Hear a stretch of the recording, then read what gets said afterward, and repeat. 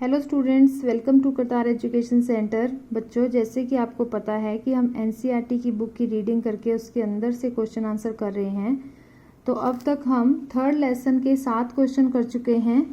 ये हमारा 8th question है। तो इसके अंदर हमारा टॉपिक चल रहा है जनजाति। तो जनजाति का हमारा नेक्स्ट ये जो हम टॉपिक पढ़ेंगे, इसमें हमें जानकारी हासिल होगी जनजाति के बारे में कि किस विद्वान ने क्या कहा, किसके क्या विचार हैं, जाति और जनजाति के बीच में किस तरह से डिफरेंस दिखाया गया, अंतर दिखाया गया। तो इसको हम डिटेल में इसके अंदर करेंगे।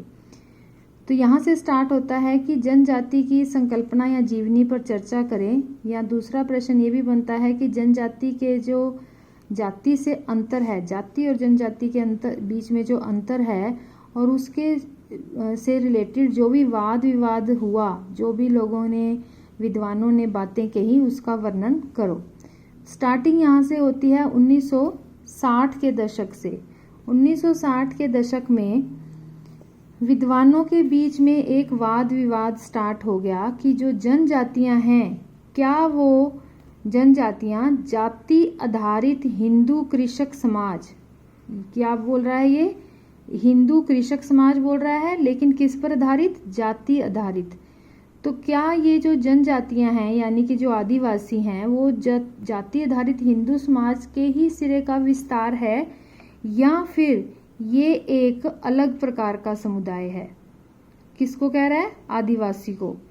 तो जो विद्वान का ये पक्ष था, जो ये मानते थे कि जनजातियां जो हैं वो जाति आधारित कृषक समाज से ही आगे उनका विस्तार हुआ है, तो उनका कहना था कि ये अलग नहीं है, जाति से अलग नहीं है, बल्कि बस इसमें क्या कमी है आदिवासियों के अंदर कि इनके अंदर स्तरीकरण नहीं है, स्तर नहीं पाए जाते जैसे जातियों में पाए जाते हैं, और इसमें अधिक्रम नहीं है। अधिक्रम क्या होता है? उच्चता और निम्नता के आधार पर होना, बांटना, जैसे जाति में होता है। लेकिन ये विद्वान क्या कहते हैं कि जनजाति जो हैं वो जाति आधारित कृषक समाज से अलग नहीं है।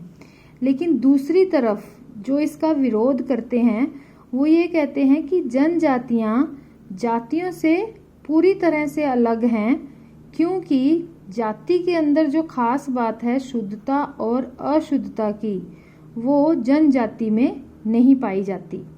जाति के अंदर शुद्धता मतलब पवित्रता, और पवित्रता के आधार पर जाति समाज जो है व्यवस्था बटी हुई है, वो जनजातियों में नहीं पाई जाती। उसके बाद 1970 के दशक में क्या हुआ कि जनजाति की सभी जो परिभाषाएं थी उन्हें दोषपूर्ण घोषित कर दिया गया।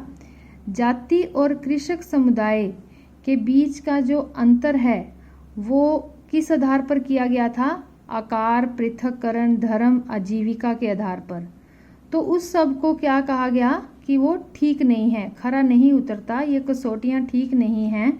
उन्होंने कहा कि अगर आकार को देखें तो कुछ जनजातियां जो हैं जैसे संथाल, गोंड, भील, ये आकार में बहुत बड़ी हैं।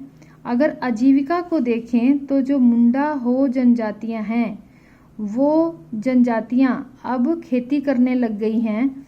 बिहार की जो बिरहोर जनजाति है वो पहले शिकारी थी, संग्राहक थी, लेकिन अब वो एक जगह रहने लग गई, टिक के टोकरियां बुनती हैं, तेल निकालने लग गई हैं।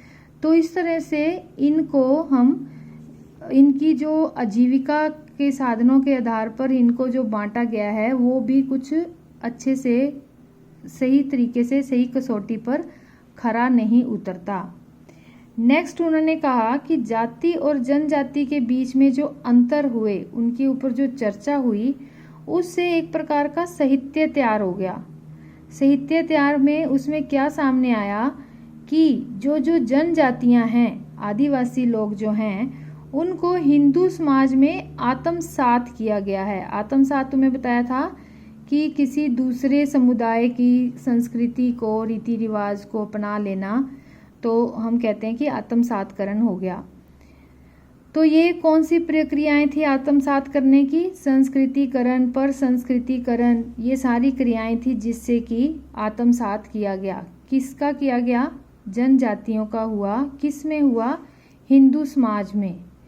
ठीक है, तो आत्मसात जो किया गया वो क्यों किया गया, क्यों करने की जरूरत पड़ी? क्योंकि जो जनजातियां थी उनकी जो ज़मीनें थी उन पर बस्तियां बन गई, जंगलों का सफाया हो गया, जिसकी वजह से जो जनजातियां थी उन्हें हिंदुत्व के अंदर आत्मसात्मीकरण करना पड़ा। तो ये जो प्रक्रिया थी ये शोषणात्मक प्रक्रिया मानी गई कि ये आदिवासियों के लिए शोषणात्मक प्रक्रिया थी। जो प्राथमिक शाखा के लेखक थे उन्होंने कहा कि जो मुख्य धारा में जनजातियों का समावेश हुआ, तो ये वाले जो लेखक थे प्राथमिक शाखा के, इन्होंने सांस्कृतिक पक्ष को देखा कि उन्होंने कौन सी रीति रिवाजों को अपनाया। लेकिन जो बाद के लेखक आए, परवर्ती लेखक जो थे, उन्होंने किस चीज़ को देखा? शोषणात्मक और राजनीतिक स्वरूप की ओर ध्यान दिया। तो ये किस बारे में बता रहा है कि जनजातियां किस तरह से भारतीय समाज में उनकी किस तरह से वो उनका आत्मसातकरण हुआ, किस तरह से वो आगे आगे विस्तार करती गई। कुछ विद्वान का ये मानना है कि जो जनजातियां हैं उन्हें आदिम और मौलिक और विशुद्ध समाज जो कहा जाता है वो भी सुसंगत नहीं है। ये सब उनको नहीं कहना चाहिए, ये कुछ विद्वान कहते हैं, बल्कि इसे द्वितीयक प्रघटना कहना चाहिए। किसको? आदिवासियों को। क्योंकि उनका कहना है कि जो जनजातियां हैं वो शोषणात्मक और उपनिवेशवादी संघर्ष के कारण ही अस्तित्व में आई। ऐसा संपर्क स्वयं जनजातिवादी विचारधारा को जन्म देता है।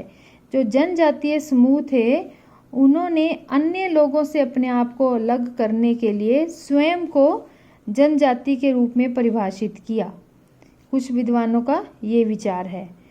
फिर भी हमारी ये आम धारणा है, हम सब लोग ये आम धारणा के साथ चलते हैं कि जनजातीय समुदाय जो हैं वो शिकारी होते हैं, संग्राहक होते हैं, ठीक है, और जो कि समय के साथ परिवर्तन से दूर रह गए। यानी कि जो परिवर्तन हुए समाज में वो ये परिवर्तनों को प्राप्त नहीं कर सके, इनको वो परिवर्तन नहीं मिले। लेकिन आदिवासी लोग सदा से ही पीड़ित नहीं थे जितने वे आज हैं। ठीक है, तो आदिवासियों के लिए जो ये विचार है वो भी, उसको भी खंडन किया गया है कि शुरू से ही आदिवासी को ऐसे पीड़ित नहीं थे, बल्कि मध्य भारत में जो गोंड राज्य हैं वहाँ पर राजपूत राज्यों में अनेक रजवाड़े जो थे वह इन्हीं समुदायों से ही आदिवासी की प्रक्रिया की तरफ गए। आदिवासी लोग अक्सर अपनी स्थानीय सैनिक शक्ति के द्वारा और अपने सेवाओं के द्वारा जो मैदानी इलाके के लोग थे उन पर इन्होंने प्रभुत्व स्थापित किया। यानी कि अपनी शक्ति का प्रयोग इन्होंने किया प्रभुत्व स्थापित करने के लिए, शक्ति स्थापित करने के लिए। किस पर? मैदानी इलाकों पर। ये व्यापार भी करते थे, वन्य उत्पाद भी उगाते थे, नमक, हाथी, ये सारा कुछ बेचते थे। ये क्या बता रहा है? ये कह रहा है कि इस तरह से वो जो थे शक्तिशाली थे, वे हमेशा से ही पीड़ित नहीं थे। तो इस प्रकार से जो इनका दोहन हुआ, जो उपनिवेशकरण आया, उपनिवेशवाद आया, तो उस समय उनको जब सस्ते श्रमिक चाहिए थे, सस्ते श्रमिक कब चाहिए थे? जब पूंजीवादी अर्थव्यवस्था आई।